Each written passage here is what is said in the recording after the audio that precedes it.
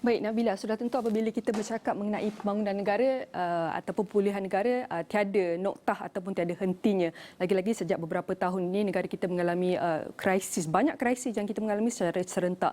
Krisis kesihatan, krisis ekonomi termasuk juga dengan krisis alam sekitar. Dan saya akan teruskan antara data yang dikongsikan oleh DOSM iaitu perangkaan perdagangan luar negeri Malaysia untuk Disember 2022. Kita nak closing balik tahun 2022. Bagaimanakah bulan terakhir tahun lepas memberi gambaran terhadap prestasi ekonomi negara kita. Dan kalau kita teliti di sini iaitu perdagangan luar negeri Malaysia pada tahun Disember iaitu kalau teliti di sini iaitu ekspor, import dan jumlah dagangan yang kita dapat teliti iaitu kita dapat lihat semuanya arrow hijau iaitu menunjukkan iaitu peningkatan terhadap perdagangan kita meliputi ekspor dan import. Di sini ekspor meningkat kepada 6% kepada 131.9 bilion ringgit termasuk juga dengan import kita meningkat dua kali ganda sebanyak 12% iaitu 104.1 bilion ringgit dan meliputi jumlah iaitu 236 bilion ringgit iaitu menunjukkan jumlah perdagangan kita meningkat sebanyak 8.6%. Dan kalau kita nak teliti apakah ekspor dan import kalau kita teliti mengikut sektor iaitu terdapat tiga sektor yang akan saya kongsikan di sini iaitu pembuatan, perlombongan dan juga pertanian. Bagaimanakah prestasi di sini? Kalau kita dapat teliti pembuatan, ekspor dan import kedua-duanya meningkat iaitu sebanyak 4.6% untuk ekspor dan import juga meningkat sebanyak 8.7%. Dan kita dapat lihat ini adalah peningkatan yang positif terhadap pembuatan kita. Perlombongan juga tidak terkecuali iaitu meningkat kedua-dua ekspor dan import terhadap sektor perlombongan meningkat dua angka kalau anda dapat teliti di sini sebanyak 31.6% kepada 9.7 bilion ringgit untuk ekspor perlombongan dan untuk import perlombongan meningkat sebanyak 90.5% iaitu hampir 100% iaitu sebanyak 9.6 bilion ringgit termasuk juga dengan pertanian. Namun pertanian kita tidak dapat kata yang sama untuk ekspor di mana masih dalam fasa pemulihan iaitu sebanyak negatif iaitu penurunan 0.2% untuk sektor pertanian. Namun import meningkat sedikit iaitu 0.04% kepada 5.4 bilion ringgit. Dan ini adalah ekspor dan import mengikut sektor yang menjadi penyumbang kepada jumlah perdagangan kita untuk Disember 2022. Dan kalau selain itu kalau kita nak teliti bagaimanakah import mengikut BEC dan penggunaan akhir kalau anda teliti di sini kalau barangan perantaraan di sini iaitu meningkat sebanyak 7.1%. Kalau anda teliti di sini itu sebanyak meningkat kepada 54.8 bilion ringgit termasuk juga dengan barangan modal. Namun barangan modal iaitu mengalami penurunan kepada negatif 2.2% kepada 10 bilion ringgit. Namun perdagangan penggunaan iaitu meningkat dua angka iaitu antara import mengikut BEC dan penggunaan akhir yang meningkat paling tinggi antara barangan perantaraan dan barangan modal iaitu dengan barangan penggunaan meningkat sebanyak 17.1% iaitu peningkatan kepada 9.3 bilion ringgit. Dan kalau kita nak teliti perkara lain iaitu dagangan dengan ASEAN iaitu sumbangan ASEAN kepada jumlah perdagangan kita sebanyak 26.6% hampir mencecah 30%. Di situ kalau anda teliti secara perinci kalau kita dapat lihat iaitu ekspor iaitu meningkat kepada 38.1 bilion ringgit itu peningkatan dua angka kepada 12.9% hampir mencecah 13%, manakala untuk import iaitu sedikit rendah berbanding import sebanyak 24.6 bilion ringgit, peningkatan sebanyak 5.1%. Dan ini adalah dagangan dengan ASEAN. Dan kalau kita nak teliti siapakah tiga rakan dagangan utama kita untuk Malaysia? Dan kita dapat teliti iaitu China masih kekal antara rakan dagangan utama nombor satu kita dan China juga merupakan antara ekonomi terbesar kedua dunia. Dan ini tidak hairan mengapa ekonomi China kekal walaupun ekonomi China sudah mengalami pelonggaran kesekatan pelancong sudah boleh mula keluar dan masuk ke dalam negara. Di sini anda teliti iaitu namun China mengalami ekspor penurunan sebanyak 12.1%. Ini disebabkan sekatan yang dilakukan oleh negara China dan mereka masih mengalami kemerosotan dalam ekspor mereka. Namun import iaitu meningkat sebanyak 8.6%, sebanyak 24 bilion ringgit. Dan kita teliti juga dua negara lain yang memberi sumbang antara rakan dagangan utama Malaysia iaitu Singapura dengan Amerika Syarikat.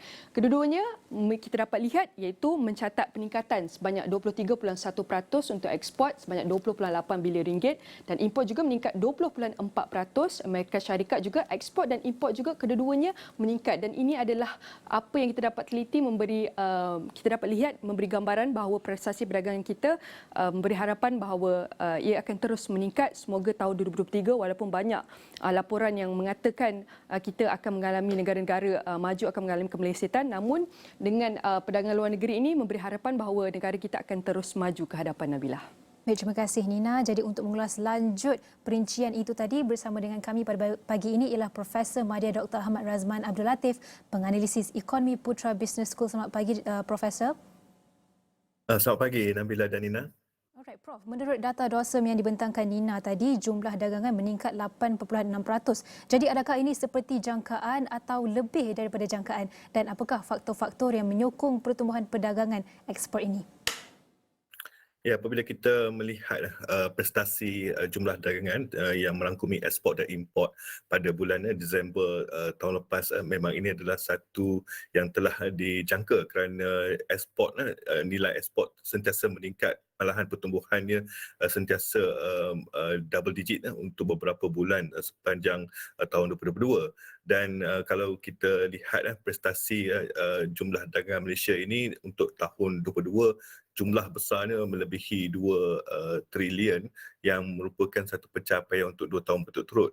Dan kalau kita tengok pertumbuhan positif ekspor dan import itu memang itu memberi petanda bahawa kita masih lagi mampu menjadi destinasi untuk negara-negara di luar sana untuk mengimport barangan daripada kita, terutamanya melibatkan sektor tertentu seperti pembuatan elektrik dan electrical, dan juga kita masih lagi mampu mencatat hasil yang tinggi melalui komoditi terutamanya minyak dan gas yang harga minyak setung itu masih lagi yang kata tinggi.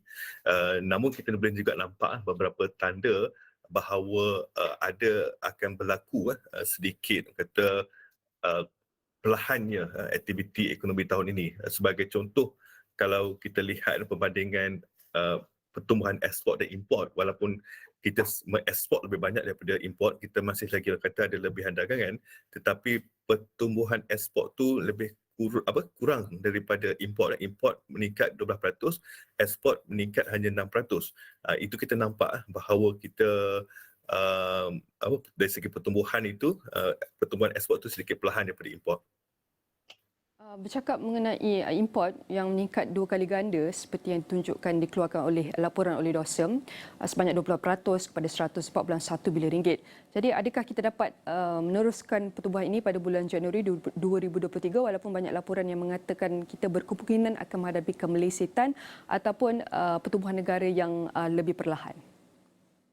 Ya, kalau kita lihat data terperinci yang Nia tunjukkan tadi, ada juga petanda yang menunjukkan bahawa kita mungkin akan mengalami sedikit orang kata aktiviti ekonomi yang masih mengembang tetapi perlahan berbanding tahun lepas, kerana kalau kita rujuk kepada pengilang yang mereka kalau mahu menghasilkan barangan, mereka akan membeli import barangan import dari segi komponen atau bahan mentah, dan di situ ada berlaku sedikit pengerangan barangan modal yang kita lihat pada bulan Disember. Mereka sudah mula mengurangkan barangan import, dan juga kalau kita lihat mereka juga sudah mula menggunakan inventory yang sedia ada.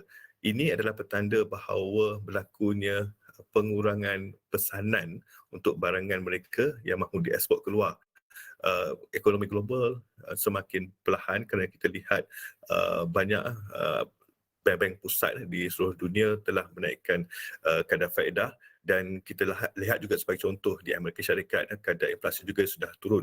Ini menunjukkan aktiviti yang semakin perlahan. Apabila itu semakin perlahan, kurangnya permintaan terhadap barangan kita, dan penghilang di negara kita pun sudah mula mengurangkan membeli import itu kerana tidak mahu ada lebihan stok, memandangkan kemungkinan permintaan itu akan menjadi lebih kurang tahun ini.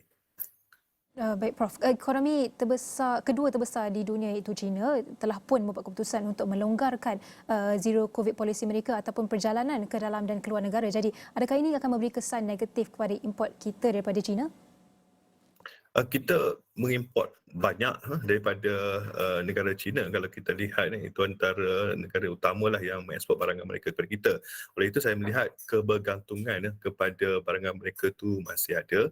Tapi sebenarnya kita mengimport ni untuk menjual ataupun kita punya permintaan domestik itu rendah. Kita lebih cenderung mengimport dan kemudian menghasilkan barang keluar. Oleh itu, kecenderungan kita untuk berterusan mengimport barangan daripada China ini bergantung juga kepada permintaan daripada negara-negara dagang yang luar. Namun, satu sinar positif lah saya boleh tengok ratifikasi Malaysia ke atas dua perjanjian bebasan antarabangsa RCEP dan CPTPP yang mana China pun juga merupakan rakan dagang di dalam salah satu itu ialah peningkatan dagangan di kalangan negara anggota RCEP dan juga CPTPP ini. Ini adalah satu potensi untuk kita melebarkan pasaran kita, meneroka pasaran baru di kalangan negara anggota dan meningkatkan lagi ekspor kita. Jika ini kita dapat lakukan secara berterusan tahun ini, dan saya yakin kita akan kembali meningkatkan import daripada China lebih-lebih lagi. Kalau kita lihat ringgit kita kembali mengukuh berbanding US dollar, so ini membolehkan kita mengimport dengan harga yang lebih kompetitif. Baik, Doktor. Dengan laporan Dawson baru-baru ini yang saya bentangkan sebentar tadi mengeluarkan data terkini mengenai inflasi untuk Disember 2022 yang telah mereda kepada 3.8%. Jadi, boleh bantu kami apakah risiko dan faktor-faktor yang boleh menjejaskan aktiviti perdagangan negara? Yang paling penting, bolehkah kita menjangkakan perubahan negara akan jadi lebih baik dengan inflasi dijangka akan terkawal pada tahun ini? Kalau kita lihatlah inflasi ini dia boleh jadi rendah disebabkan dua jenis intervensi intervensi fiskal dan juga intervensi monetary. Intervensi fiskal ni di pihak kerajaan melalui Kementerian Keuangan melalui subsidi. Yang ini lebih tertumpu kepada menurunkan harga di barangan di pasaran tempatan. Tetapi intervensi monetary ni Bank Negara Malaysia yang kita lihat baru ini mengambil keputusan untuk tidak menaikkan kadar OPR masih kekal kepada 2.75%. Ini akan memberi kesan juga kepada perdagangan dan pelaburan, iaitu kalau kadar OPR ini kekal rendah, lebih rendah daripada sebelum pandemik, dia selain daripada memberi kesan kepada kadar inflasi, dia sebenarnya juga memberi kesan kepada betapa menariknya kalau pelabur antarabangsa mahu melabur di negara kita. Kadar OPI rendah menyebabkan mereka mungkin lebih cenderung untuk menarik pelaburan pergi melabur di negara lain seperti Amerika Syarikat seumpamanya yang memberikan kadar padah yang lebih tinggi. Oleh itu, bank negara kemungkinan terpaksa menaikkan OPR untuk memastikan pelaburan kekal masuk ke dalam negara dan juga mengukuhkan ringgit. Tetapi apabila kadar inflasi kembali kekal rendah apabila OPR dinaikkan, dia punya kesan kepada pelaburan itu boleh menyebabkan peningkatan dagangan di dalam negara kita. Oleh itu dia akan ada timbal baliklah kesan untuk perdagangan kita tapi juga kesan kepada kadar inflasi di negara kita. Baik Doktor, saya nak tambah lagi satu bahawa pada tahun bajet 2023 yang dibentangkan kerajaan sebelum ini, mereka ada meletakkan usaha untuk mempergiatkan iaitu pengeluaran domestik untuk membantu merangsang perdagangan negara kita. Jadi adakah usaha ini patut diteruskan dan dibentangkan dalam bajet 2023 oleh kerajaan perpaduan ataupun kita perlu pergiatkan usaha lain lagi? Bagaimana Doktor? Ya, saya setuju kerana sekarang ini kita masih lagi bergantung juga kepada setengah barangan dan industri kita lebih bersifat pengimport bersih, terutama kalau kita lihat sektor agro makanan. Kita masih lagi negara pengimport makanan padahal kita punya banyak sumber yang boleh dihasilkan di peringkat domestik dan kita terkesan teruk apabila sebelum ini ringgit jatuh merudum berbanding dolar dan menyebabkan barangan import terutama makanan menjadi mahal. Pemerkasaan terhadap sektor industri terutama pertanian harus diteruskan di bawah bajet 2023 mengurangkan kebertanggungan supaya kita akan menjadi negara pengeksport untuk makanan sebagai contoh, dan juga apa saja industri yang kita kata boleh digunakan untuk meningkatkan pelbagai hasil, seperti kita lihat sekarang ekonomi digital dia lebih melibatkan pembangunan modal insan yang ada di dalam negara kita.